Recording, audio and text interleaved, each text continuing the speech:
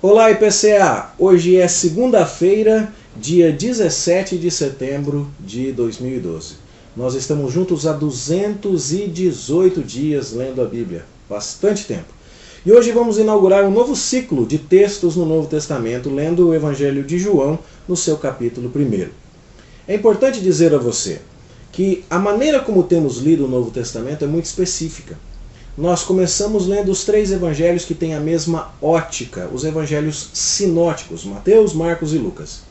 Mateus, Marcos e Lucas foram escritos depois, por exemplo, das primeiras cartas do apóstolo Paulo, Gálatas, 1 Tessalonicenses, 2 Tessalonicenses.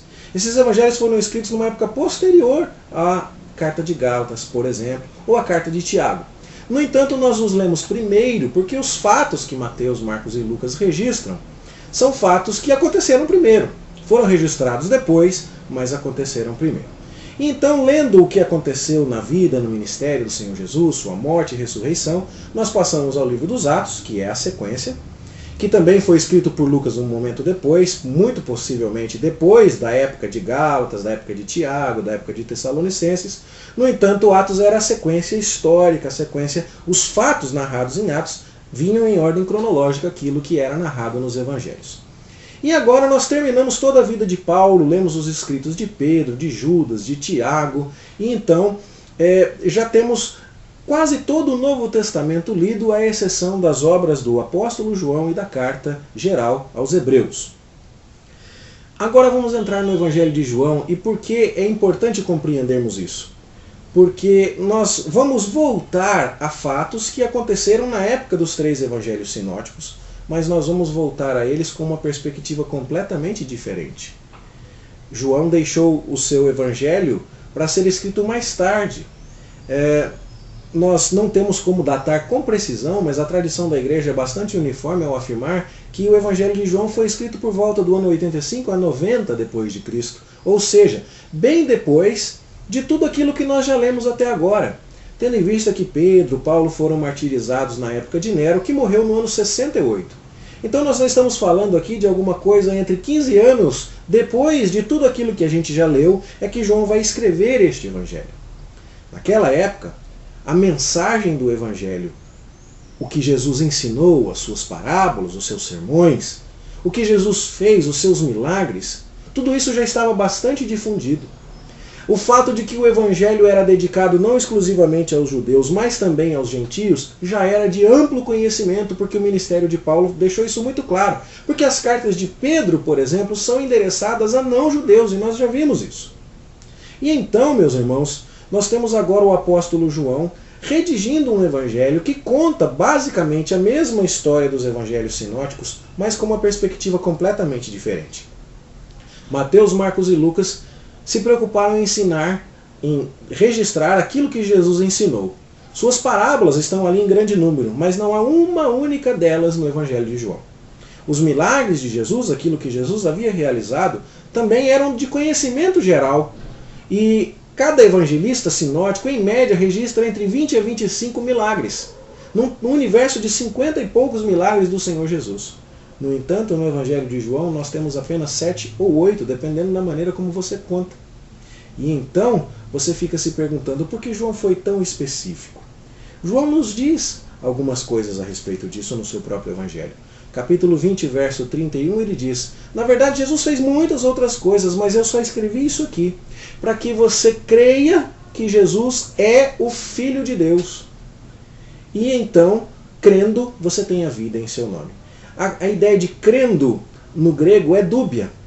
Pode significar tanto eu escrevi isso para que você comece a crer e então tenha vida no nome de Jesus, ou também pode significar para que você continue a crer e então tenha vida em Jesus. Isso, então, esse sentido duplo pode muito bem dar a entender que João está escrevendo tanto para demonstrar a quem precisava de mais argumentos ou de uma outra perspectiva, demonstrar a essas pessoas que tudo aquilo que Jesus fez de fato apontava para o fato de que ele é o Filho de Deus, que ele é o Messias esperado por Israel, que ele é a única esperança de salvação para os pecadores, como também pode significar que João estava se dirigindo a pessoas que já conheciam os ensinos e os milagres de Jesus, mas que precisavam se aprofundar na compreensão de quem Jesus é, Eu já sei o que Jesus ensinou, eu já sei o que Jesus fez, mas eu preciso entender em que medida seus ensinos e suas obras apontam para quem Jesus é.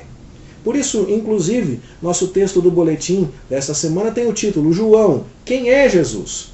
Porque é neste evangelho que nós vamos encontrar, por exemplo, só nele, 7 declarações que Jesus fez acerca da sua pessoa. É aqui que ele vai dizer que ele é o bom pastor, que ele é a porta, que ele é a luz do mundo, que ele é o pão da vida, que ele é a ressurreição e a vida, que ele é o caminho, a verdade e a vida, que ele é a videira verdadeira. E assim, 7 declarações do Senhor Jesus são importantíssimas a respeito de quem Jesus é e só constam neste evangelho. Nos demais evangelhos, nos 3 sinóticos, nós vemos sempre Jesus falando com as multidões. Aqui nós vemos Jesus falando com os discípulos. Ou seja, não só a personalidade de João como alguém mais intimista é retratada aqui, quando ele discursa para nós a respeito do que Jesus conversou com os seus discípulos, mas também, deliberadamente, nós temos um evangelista que escreveu uma narrativa que difere demais das outras 3. E que quer mostrar para mim e para você quem é Jesus.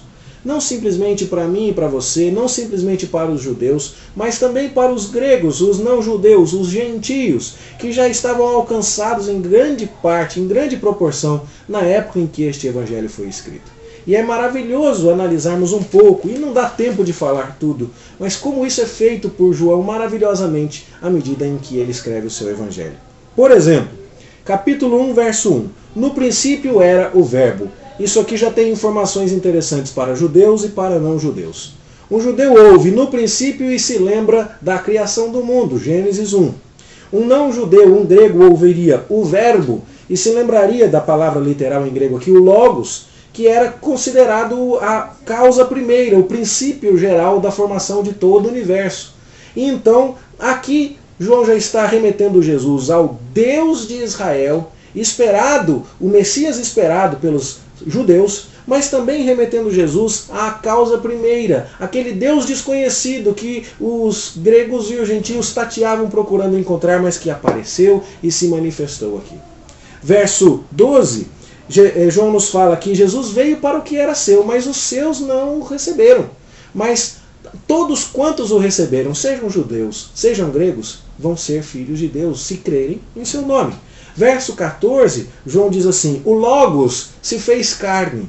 E essa é uma questão muito interessante, porque o platonismo dizia que a alma era boa, mas o corpo era ruim.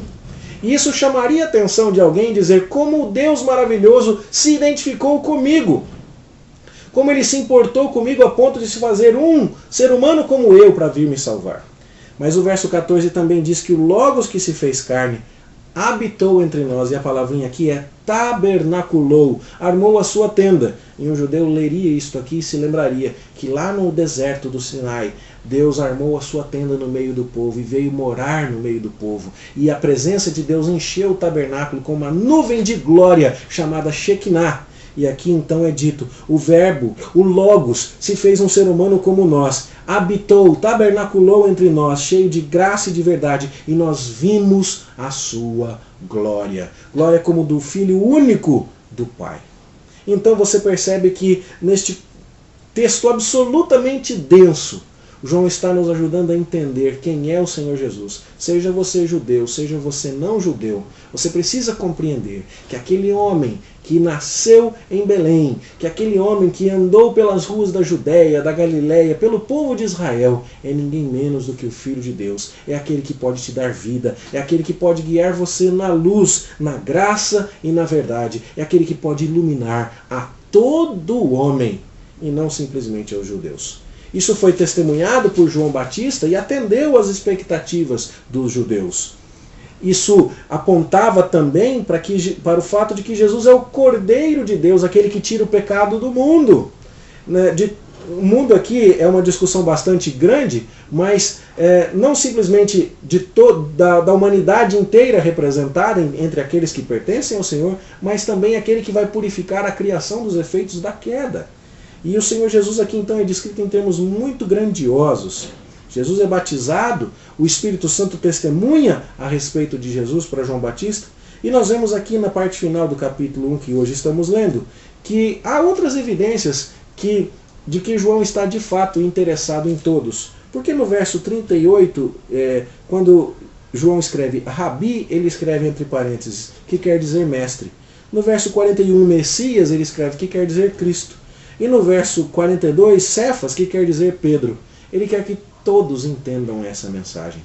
Porque Deus mandou o seu Filho unigênito para que todo aquele que nele crê não pereça, mas tenha vida eterna. A todas as pessoas. Os judeus, não o receberam como nação, mas qualquer um que nele crê terá a vida eterna. Esta é a mensagem. Jesus começa a recrutar discípulos no finalzinho do capítulo 1 e realiza um primeiro milagre, já narrado no capítulo 2, o milagre nas bodas em Caná da Galileia. Esse milagre não foi registrado em primeiro lugar aqui por acaso, lembra? João só colocou 7 ou 8 milagres no seu evangelho. Por que este foi o primeiro? A chave da interpretação disso, e nós vamos falar um pouquinho disso a respeito, nós vamos falar um pouco mais a respeito disso amanhã, está no versículo 10. Todos costumam pôr primeiro o bom vinho, mas você guardou o bom vinho até agora. Por que será que este é o primeiro milagre registrado em João? A resposta está ali. Eu espero que você deduza e tente conferir então a resposta amanhã, quando prosseguiremos lendo o capítulo 2. Que o Senhor te abençoe e que te dê a graça de crescer na compreensão de quem é Jesus. E que essa compreensão enriqueça a sua vida, fortaleça a sua caminhada cristã, enche o seu coração de gozo e de esperança. Vamos orar? Senhor Deus, nós te louvamos, porque o Verbo se fez carne. Aquele que ao teu lado criou todas as coisas, que tudo é dele, foi feito por meio dele para ele, esteve entre nós, habitou, armou a sua tenda entre nós, e foi visto por João, foi visto pelos seus discípulos, em sua presença cheia de graça e de verdade. Te agradecemos porque este testemunho foi registrado e nós podemos crer nele e ter vida nele. E te pedimos que ao estudarmos estas palavras, sejamos enriquecidos em nossa compreensão da pessoa do Senhor Jesus e caminhemos com mais fidelidade, mais zelo e mais amor ao lado dele. Abençoa-nos, ó Senhor. Nós te pedimos agradecidos em nome de Jesus. Amém. Boa leitura para você e até amanhã, se Deus quiser.